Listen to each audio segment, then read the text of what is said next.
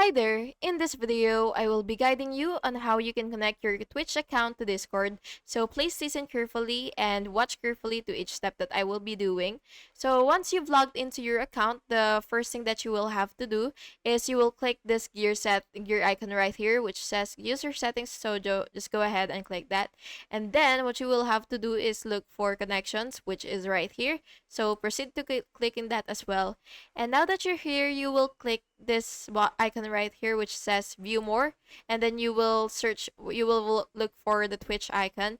And once you see it, you will just have to click it.